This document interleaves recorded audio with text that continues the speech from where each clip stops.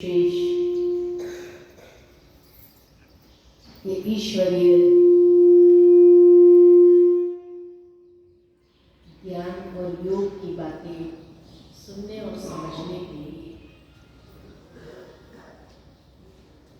वर्तमान समय में अगर देखा जाए तो हर एक के जीवन में तनाव है और इस तनाव के कारण 70% बीमारियां जीवन में घर कर गई हैं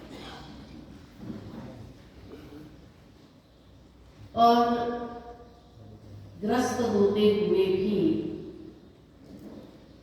ये मालूम नहीं कि इससे मुक्त कैसे हो। और इसीलिए शायद मनुष्य ने ये स्वीकार कर लिया कि तनाव के बिना जीवन नहीं होता है। तनाव होगा तभी हम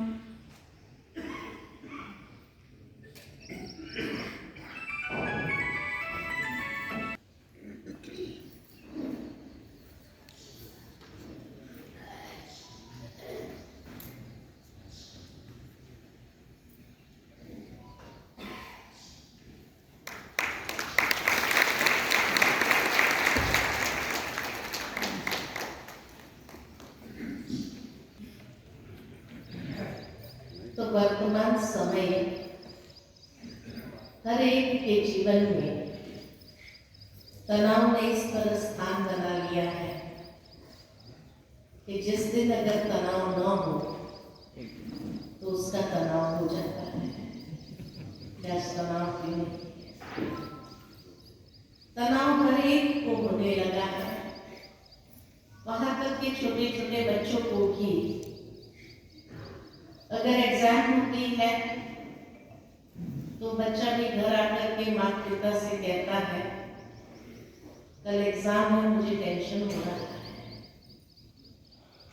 अगर उस बच्चे से पूछेंगे कि बेटा टेंशन का अर्थ क्या है, तो शायद वो उसका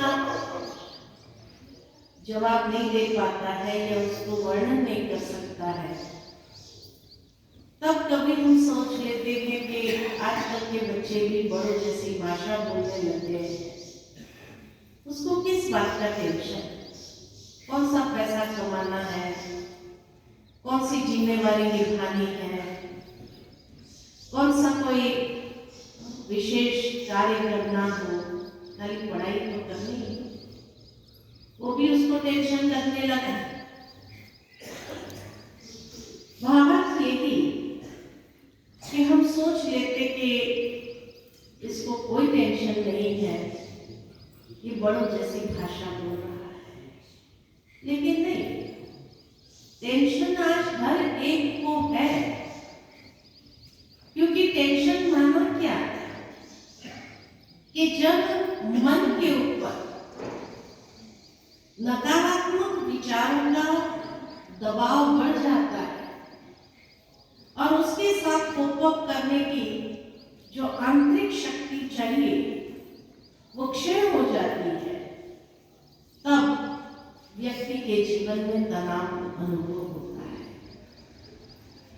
क्योंकि आज का इंसान चारों ओर से घिरा हुआ है, अनेक प्रकार के दबाव उसके ऊपर बढ़ते जा रहे हैं और इसलिए सकारात्मकता की ऊर्जा उसके अंदर क्षय है। एक दबाव उसके ऊपर पास्ट का है, भूतकाल का है। भूतकाल में ऐसी कई घटनाएं हैं जिसको भुलाना चाहते हुए भी भुला नहीं पा रहा, और जब भी वो बातें याद आ जाती है तो नेचुरल है एक दबाव बनने लगता है। दूसरा दबाव भविष्य का है, क्योंकि हम ऐसे युग में जी रहे हैं जिसको कहा जाता है अनिश्चितता का समय, अनिश्चितता का युग। कभी भी कुछ भी होता है और कभी कभी उन बातों के लिए मानसिक तैयारी नहीं होती, उसका भी दबाव बढ़ जाता है। वर्तमान समय में दो दबाव है, एक आंतरिक है और एक बाह्य है। बाह्य हम समझते हैं कि अनेक प्रकार की घटनाएं, अनेक प्रकार की परिस्थितियां, समस्याएं जिस पर हमारा कंट्रोल नहीं है, लेकिन हमारे जीवन को प्रभावित कर रहा है। और चौथा है आंतरिक, जो हमारे कंट्रोल में है लेकिन हम कंट्रोल करना नहीं चाहते, और वो अपने नकारात्मक विचारों, व्यर्थ विचारों। तो ये चारों ओर से इंसान के ऊपर दबाव आता है। उसके ऊपर हमारा कंट्रोल कई बार होते हुए भी हम कंट्रोल नहीं कर पाते। कभी मन के अंदर इतने नकारात्मक विचार चलने लगते हैं और ये नकारात्मक विचार ही अनेक प्रकार के तनाव के रूप में परिवर्तित हो जाता है। इसलिए कहा कि तनाव आज हरेक के जीवन में है। जिस तरह थोड़ा सा हवामान परिवर्तन हुआ कि फौरन शरीर के ऊपर उसका इफेक्ट दिखाई देता है, ये सर्दी जुकाम बुखार हो जाता है। डॉक्टर के पास जाएंगे तो यही कहेंगे कि आपकी शारीरिक प्रतिरोधक शक्ति क्षीण है, इसलिए ये बाहर के वायरस ने अटैक किया तो वायरल फीवर हो गया। लेकिन ठीक इसी तरह अगर तनाव हमारे जीवन में आता है तो क्यों आता है? कि जब हमारी आध्यात्मिक प्रतिरोधक शक्ति क्षीण हो जाती है तो हर छोटी बड़ी बात मन को प्रभावित करती है। कहीं डर लगता है, जैसे का एक बच्चे को एग्जाम का डर लगता है। कभी कोई बात को लेकर के नेगेटिव चिंतन शुरू हो जाता है। कभी कोई बात को लेकर के नर्वसनेस आ जाती है या गुस्सा आता है, चिड़चिड़ापन आता है। तो जब आध्यात्मिक प्रतिरोधक शक्ति क्षीण हो जाती है तो ये सारे लक्षण मानसिक, भावनात्मक और शारीरिक रूप से दिखाई देते हैं।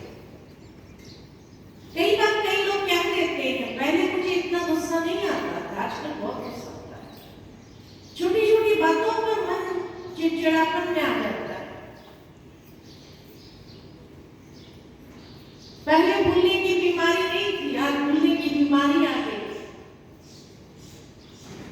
वास्तव में ये है कि जितना नकारात्मक विचारों में हमारी आत्मा की ऊर्जा कंज्यूम हो रही है, यूज हो रही है, तो नेचुरली उसका प्रभाव तो पड़ेगा। चाहे याददाश्त पर उसका प्रभाव पड़े, चाहे शारीरिक रूप पर उसका प्रभाव पड़े, चाहे संबंधों में उसका प्रभाव पड़ता है, प्रभाव पड़ता है। दुनिया के अंदर दिन प्रतिदिन कितने रिश्ते टूटते जा रहे हैं, कितने परिवार टूट रहे हैं। कारण क्या? टेंशन। तो मानसिक रूप से, भावनात्मक रूप से और शारीरिक रूप से तीनों पर आध्यात्मिक शक्ति की क्षीणता से प्रभाव पड़ता है, जिसको दूसरे शब्द में कहा तनाव। इसीलिए WHO ने अभी हेल्थ की व्याख्या को बदल दिया। पहले हेल्थ माना mental health, emotional health, physical health को लेकर के वो कहते थे, लेकिन अभी एक पहलू और जोड़ दिया कि कंप्लीट हेल्थ या कंप्लीट हेल्थ उसको कहा जाता है जिसके पास spiritual health, mental health, emotional health और फिजिकल हेल्थ, जो आज दुनिया में किसी के पास नहीं है। क्योंकि आध्यात्मिक शक्ति को कैसे अपने अंदर विकसित करना मालूम ही नहीं। जब मालूम नहीं है तो नेचुरल है वो शक्ति दिन प्रतिदिन क्षीण होती ही जा रही है और उसके लिए योग की आवश्यकता है। लेकिन आज की दुनिया के अंदर योगा हो गया और योगा माना सिर्फ फिजिकल एक्सरसाइज, आसन, प्राणायाम, उससे कनेक्ट कर लिया। लेकिन भगवान ने अर्जुन को जो योग सिखाया भगवद गीता में, तो भगवान ने कहीं पर भी एक्सरसाइज नहीं सिखाया, आसन नहीं सिखाया, प्राणायाम नहीं सिखाया, फिर भी गीता का हर चैप्टर योग है। तो वो योग कौन सा था जो योग आवश्यक है जीवन के अंदर, जिसको करने की जरूरत है? क्योंकि जब तक वो योग नहीं होगा तब तक जीवन के अंदर आध्यात्मिक प्रतिरोधक शक्ति को बढ़ाना संभव ही नहीं है। स्पिरिचुअल इम्यूनिटी बहुत कम हो गई है और स्पिरिचुअल इम्यूनिटी कम हो गई है उसका प्रमाण छोटी छोटी बातों में मिसअंडरस्टैंडिंग, छोटी छोटी बातों में चिड़चिड़ापन, छोटी छोटी बातों में डर लगना, भय लगना, छोटी छोटी बातों में आवेश में आ जाना, गुस्से में आ जाना, कुछ भी अनाप शनाप मुख से निकल जाना, बाद में पश्चाताप करना, इतना नेगेटिव थिंकिंग जो बढ़ गया है कि आज दुनिया के अंदर सबसे अधिक बिजनेस अगर चलता है तो किसका चलता है? साइकियाट्रिस्ट का। आज से 50 साल पहले एक शहर में कितने साइकियाट्रिस्ट होते थे? एक मुश्किल से होता। लेकिन आज कितने साइकियाट्रिस्ट हो गए? इसलिए कहा दिनों दिन साइकियाट्रिस्ट का बिजनेस बढ़ता जा रहा है और उनके पास भी कोई दवाई नहीं है, बस थोड़ी देर के लिए भी दिमाग को सुन करके उसको सुला देने की दवाई है उनके पास। बाकी नेगेटिव थिंकिंग को स्टॉप करने की या आध्यात्मिक प्रतिरोधक शक्ति को बढ़ाने की कोई दवाई नहीं है। वह यही कहेंगे कि थोड़ी समय निकाल करके मेडिटेशन करो, कुछ आध्यात्मिक प्रवचन सुनो, आपको फायदा होगा। कितनी सलाह दे सकते हैं। तो वो योग क्या है जो योग करने से हमारी आध्यात्मिक प्रतिरोधक शक्ति, स्पिरिचुअल इम्यूनिटी को हम बढ़ा सकें। 2 साल जब कोविड चला तो लोगों ने ये प्रैक्टिकल देखा कि एक्चुअल कोरोना बीमारी से कम लोग मरे, भय से ज्यादा मरे, क्योंकि स्पिरिचुअल इम्यूनिटी इतनी कम थी कि फिजिकल इम्यूनिटी की कितनी भी चीजें ले लिया, फिर भी डर ऐसी चीज है जो अच्छे चले गए। तो इसलिए अब वर्तमान समय की मांग है, पुकार है कि स्पिरिचुअल इम्यूनिटी को बढ़ाओ आने वाले समय में। एक कोरोना नहीं लेकिन और भी कई ऐसी परिस्थितियां, समस्याएं, ऐसी बातें आने वाली है जिसके लिए स्पिरिचुअल इम्यूनिटी बहुत आवश्यक है। एक तो टूट जाएगा इंसान और नकारात्मक शक्ति का, नकारात्मक तत्वों का, नकारात्मक भावनाओं का शिकार होना स्वाभाविक है। इसलिए गीता का वही योग, क्योंकि अर्जुन जैसा एक वीर योद्धा जिसने अनेकों युद्ध अकेले हाथ जीते, परंतु जब महा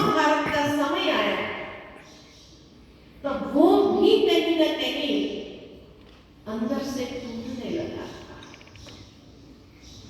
और इसीलिए उसने भगवान से कह दिया कि हे प्रभु, मैं युद्ध करना नहीं चाहता।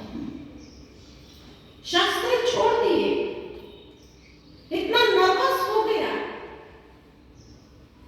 क्या कहेंगे, उसका आत्मविश्वास खत्म हो गया। भगवान उसके साथ थे, विजय उसकी निश्चित थी, उसके बाद भी ऐसी मनोदशा, तो क्या भगवान पर भरोसा नहीं था? न आत्मविश्वास क्षीण हुआ था, न भगवान पर भरोसा कम हुआ। लेकिन उस समय जो उसकी मानसिक स्थिति थी, उसी को देख करके भगवान ने उसको योग सिखाया। युद्ध के मैदान, आज हर एक मनुष्य का जीवन युद्ध का मैदान हो गया है। हर कोई लड़ रहा है। कौन नहीं लड़ रहा है? कोई हालातों से लड़ रहा है, कोई परिस्थितियों से लड़ रहा है, कोई अपने आप से लड़ रहा है, कोई दूसरों से लड़ रहा है। कौन नहीं लड़ रहा है? हर एक का जीवन कुरुक्षेत्र बन गया और जितना वो लड़ता जा रहा है, उतनी उसकी आध्यात्मिक प्रतिरोधक शक्ति क्षीण होती जा रही है। इसलिए हर एक को आज इस योग की आवश्यकता है। यह समय का है। योग माना जोड़, संबंध या मिलन। जिस तरह वियोग माना सेपरेशन, ऐसे योग माना कनेक्शन। किसका किसके साथ? आज प्रैक्टिकली दुनिया में देखा जाए तो मनुष्य का संबंध भौतिक चीज वस्तुओं के साथ है। और जब आज मनुष्य का संबंध समय के साथ है, और जब कोई कार्य अचानक समय पर हो जाए तो क्या कहते हैं? क्या समय का संयोग आ गया? संयोग, योग। मनुष्य का संबंध मनुष्य के साथ, और जब किसी व्यक्ति से हमें मदद मिल जाती है समय पर, तो यही कहते हैं व्यक्ति का संयोग। योग कहां नहीं है? हर कदम पर योग है। आज किसी के जीवन में भक्ति करने के बाद कुछ प्राप्ति हो जाए तो कहते हैं इसके जीवन में एक दैवी योग है, अलौकिक योग। परंतु भगवान ने जो योग सिखाया अर्जुन को, वो था राजयोग। राजयोग यानी आत्मा का संबंध ईश्वर के साथ कैसे जोड़ना है। क्योंकि बैटरी डिस्चार्ज हो गई है आत्मा की, तो आत्मा की बैटरी डिस्चार्ज हो गई है, उसको चार्ज करने के लिए योग चार्जर है, लेकिन स्रोत के साथ उसको जोड़ना बहुत जरूरी है। जिस तरह एक मोबाइल को भी रोज चार्ज करना जरूरी हो गया है, एक दिन भी चार्ज करना भूल जाए और दूसरे दिन कोई अर्जेंट काम हो और मोबाइल डिस्चार्ज हो तो कितना फ्रस्ट्रेशन आता है, कितना गुस्सा आता है। ठीक इसी तरह आत्मा की बैटरी को भी रोज चार्ज करने की आवश्यकता है, क्योंकि तभी हर परिस्थिति को हम हैंडल कर सकें। ये नहीं कि मेडिटेशन या योग सीखने से आपके सामने कोई परिस्थिति नहीं आएगी, आपके सामने कोई बात नहीं आएगी। आएगी, वो तो आनी ही है और भी बढ़ेगी। लेकिन अगर आपकी बैटरी चार्ज है तो आप अपने आप को उस परिस्थिति में और उस परिस्थिति को अच्छी तरह से हैंडल कर सकें और उसको पार कर सकें। आज जैसे मनुष्य छोटी छोटी बातों में रिएक्ट करता है, जिससे जिससे वो परिस्थिति, वो प्रॉब्लम और बड़ा हो जाता है। लेकिन आप अगर उस समय अपने आप को अच्छी तरह से हैंडल कर लो और उस परिस्थिति को भी काबू में कर लो, तो शायद बहुत सारी जो कॉन्सिक्वेंसेस उसके बाद होनी है वो खत्म हो जाए। इसलिए योग की आवश्यकता वर्तमान समय में है। जीवन को देखा जाए, जीवन भी एक योग है जहां शरीर और आत्मा का संबंध होता है। अकेला शरीर है तो जीवन है नहीं कहेंगे, अकेली आत्मा है तो जीवन है नहीं कहेंगे।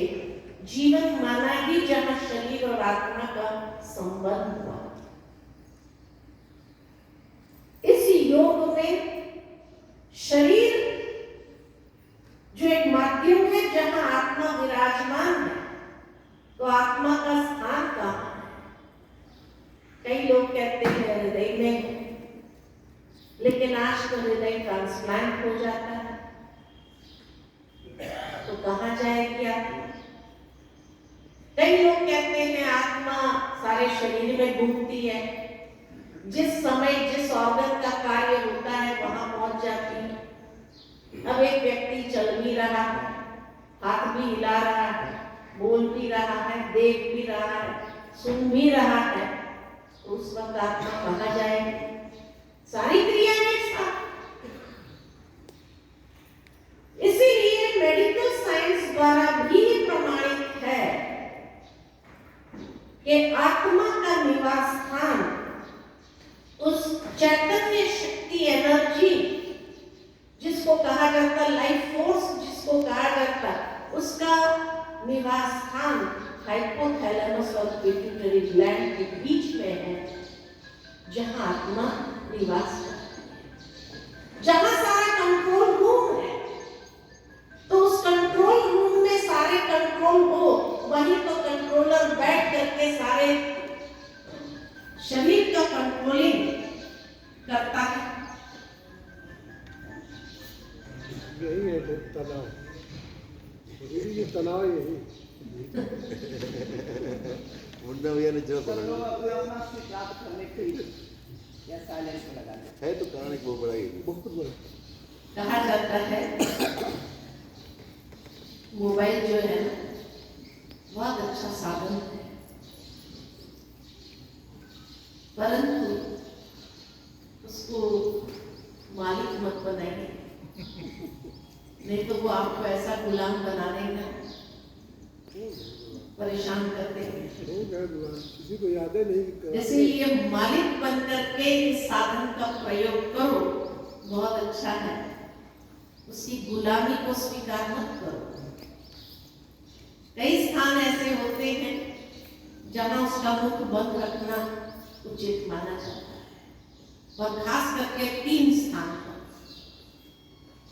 पहला स्थान, जब भोजन करने बैठो, अक्सर फोन आता है, सामने वाला गुस्सा दिला रहा है, खाना खा रहे हैं,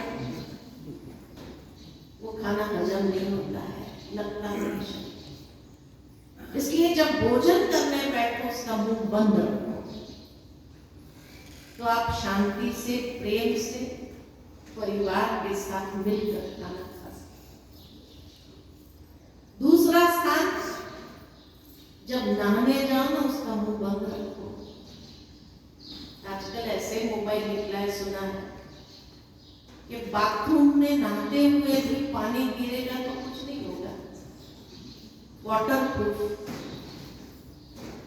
अरे भाई, फ्रेश हो रहे हैं उस समय, दिन का आरंभ इतना फ्रेशनेस के साथ, और उस समय कोई गुस्सा दिला रहा है।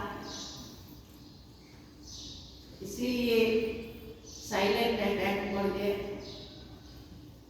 और तीसरा स्थान, जिंदगी में कभी कभी अच्छे मौके मिलते जब अच्छी बातें सुनने का अवसर मिलता है, उस समय भी अगर वो परेशान करे तो क्या कहेंगे?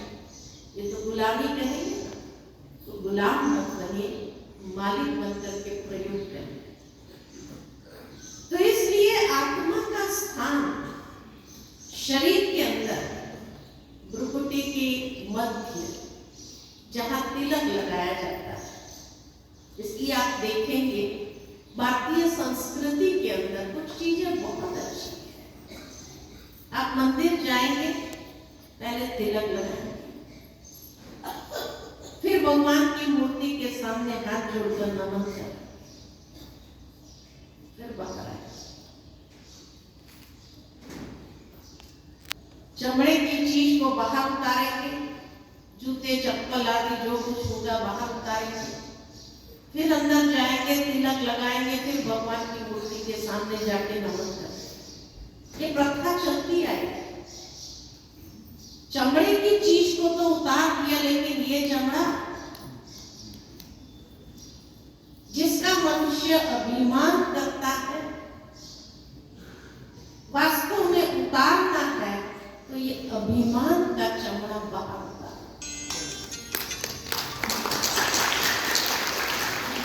उसके बाद अंदर जाकर तिलक लगाना। तिलक लगाना माना स्वयं को आत्मभाव में स्थित कर।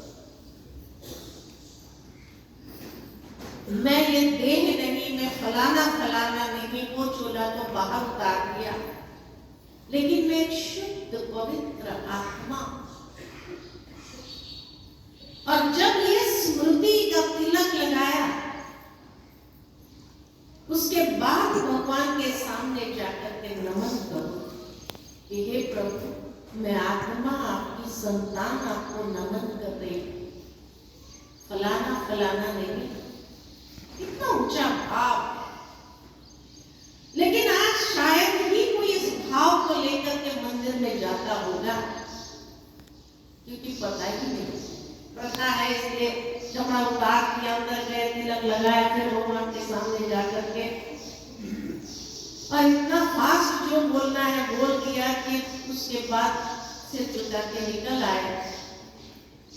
खड़े रहने के लिए टाइम नहीं है कि भाई वो भी मुझे कुछ कह रहा है, नहीं, टाइम नहीं है, उसका नहीं सुनना है, मुझे जो सुनाना है वो सुना देना। ये भाव हो गया। और इसीलिए जो प्राप्ति होनी चाहिए वो प्राप्ति भी नहीं हो रही। तो इसलिए आत्मा जो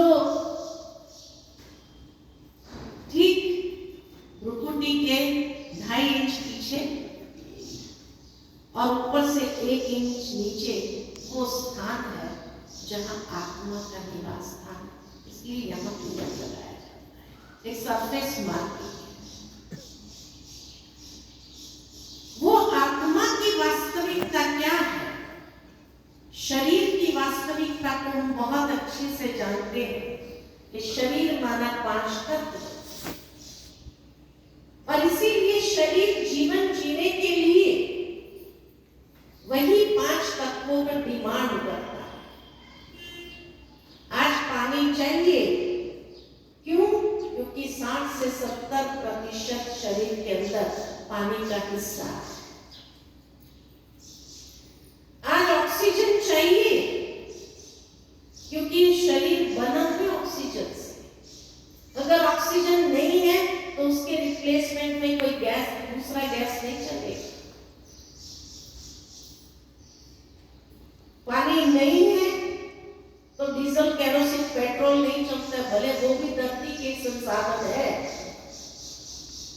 लेकिन शरीर को पानी ही चाहिए। व्यक्ति जब पानी पीता है तो सोच के नहीं पीता कितना पीना है, लेकिन जैसे ही अंदर वाटर लेवल बैलेंस हो गया कि अपने आप गिलास छोड़ देते।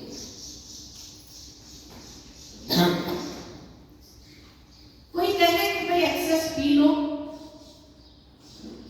शरीर रखता ही नहीं है, उसको फ्लश आउट कर देता है। शरीर उतना ही रखता है जितना उसको चाहिए बैलेंस करने के लिए। तो ये 5 तत्व जीवन जीने के लिए आवश्यक है। ये शरीर की वास्तविकता है, और इसीलिए कुदरत ने ये 5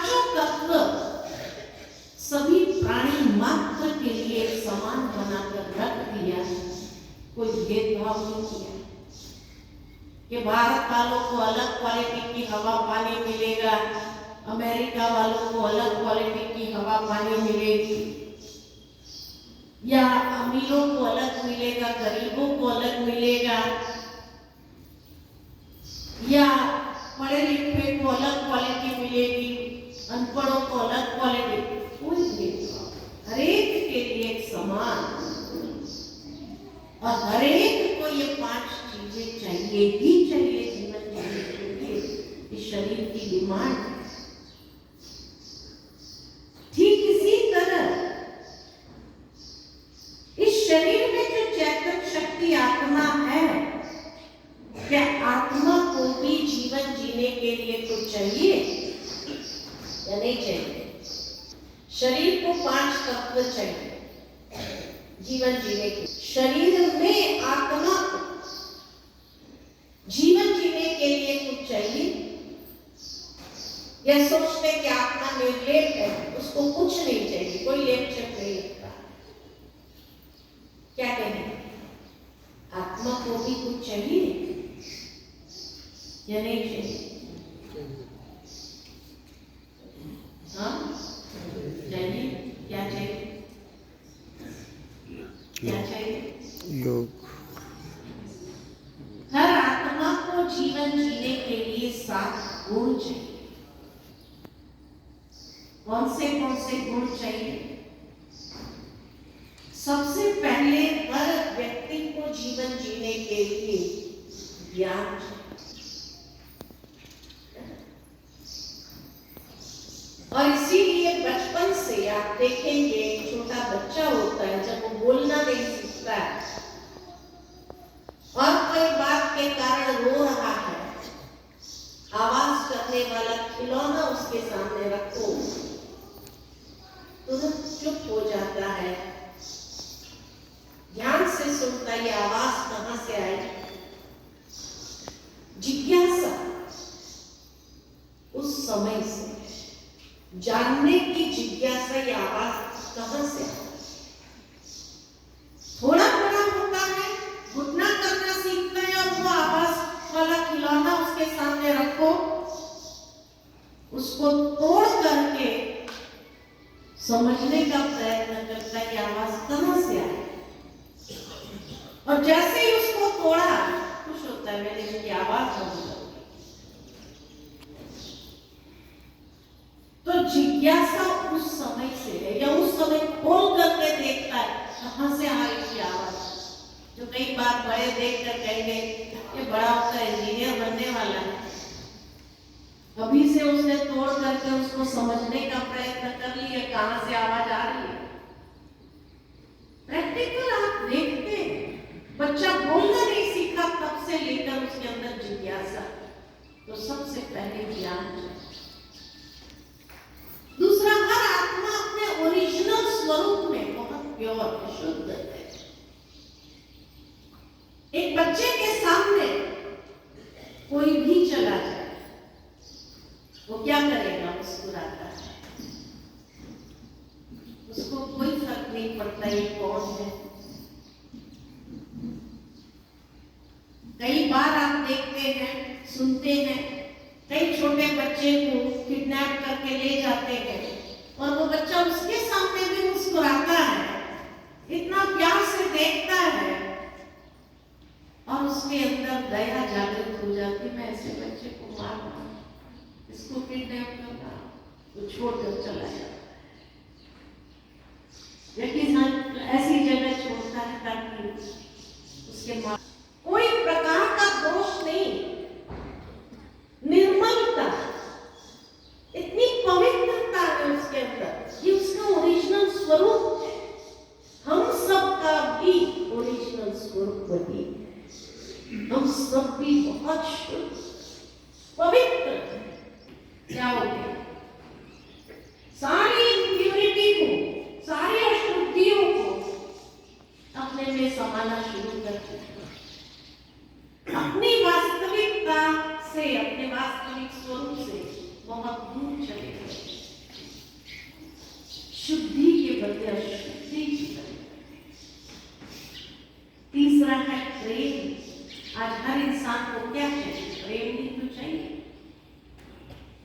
को भी प्यार चाहिए। बड़े बुजुर्ग के साथ भी जब कोई प्यार से व्यवहार करता तो अच्छा लगता है। ये नहीं कि बड़े बुजुर्गों ने सारा जीवन बहुत प्यार पाया इसलिए अभी बड़ा बुढ़ापे में प्यार नहीं मिला तो चलेगा? चलेगा नहीं। चौथा, हर एक को शांति चाहिए। कोई है जो कहेगा मुझे टेंशन चाहिए? शांति चाहिए। आजकल तो छोटे बच्चे को भी शांति चाहिए। अमेरिका में ऐसे रिवाज बनता जा रहा है कि अगर माँ बाप कोई बात पर झगड़ा कर रहे हैं और खूब एक दूसरे से लड़ रहे हैं और बच्चे ने कहा टाइम आउट और उसके बाद वो चुप नहीं हुए तो पुलिस बुलाता है और दोनों को गिरवा देता है। शांति नहीं, शांति चाहिए। ये लड़ते क्यों है? हमको शांति चाहिए। वो माँ बाप को भी जेल भिजवा देते हैं। ये कल्चर है बाहर का। और वही कल्चर धीरे धीरे बड़े शहरों में तो आ ही गया है, दिल्ली मुंबई में, और वही आता जाएगा। पांचवी बात, हर एक को सुख चाहिए। कोई है जो कहेगा मुझे दुख चलेगा? चलेगा? सुख चाहिए। छठा, हर एक को आनंद चाहिए, खुशी चाहिए। किसी को उदासी गम नहीं चाहिए। आत्मा है ही सत चित आनंद स्वरूप। उसका सब अभिव्यक्ति आनंद से है। जिसके जीवन में आनंद नहीं है तो क्या कहते हैं? चिंता लाश। ये टाइटल दे दिया जाता है। जीवन में आनंद का, आनंद तो छोड़ो, खुशी भी नहीं। खुशी का अनुभव करने के लिए भी उसको लाफिंग क्लब ज्वाइन करना पड़ता है, में जाके हंसना पड़ता है जोर जोर से। घर में हंस नहीं पाता। घर में मुस्कुरा दिया तो सबसे पहले घर वाले पूछते क्या बात है ना? और अगर कह दिया बस ऐसे ही क्यों मुस्कुरा नहीं सकते तो क्या कहते हैं? दिमाग ठीक है। आज ये समझने लगे कि अगर कोई बिना कारण के, बिना वजह के मुस्कुरा रहा है तो उसका दिमाग ठीक नहीं है। लेकिन एक बच्चे को देखो आप, बिना वजह मुस्कुराता है और ऐसी खुशी फैलाता है। जो हंसते हुए बच्चे को उठा लेता वो उस वक्त अपने दुख दर्द गम को भी भूल जाता है। ये हमारी वास्तविकता है। और लास्ट में 7वां गुण है शक्ति। भगवान के पास जाकर क्या मांगा? ये प्रभु शक्ति देना। कौन सी शक्ति? किसी से लड़ाई करने की?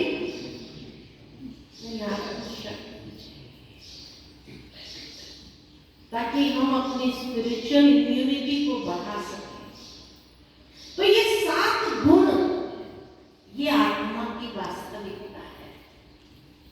दूसरे शब्द में कहूं तो ये 7 गुण ये आत्मा की बैटरी है। लेकिन आज ये बैटरी एकदम डिस्चार्ज है। अब ये बैटरी को चार्ज करना है 7 गुणों से। कैसे चार्ज करना है? शाम के सत्र में हम बताएंगे गीता में कि भगवान ने क्या कहा, कैसे उसको चार्ज करना है। ठीक है, तो यही उसको समाप्त करती है। और 2 मिनट साइलेंस में बैठेंगे। बहुत सुंदर एक गीत बजेगा। उस गीत के भाव में अपने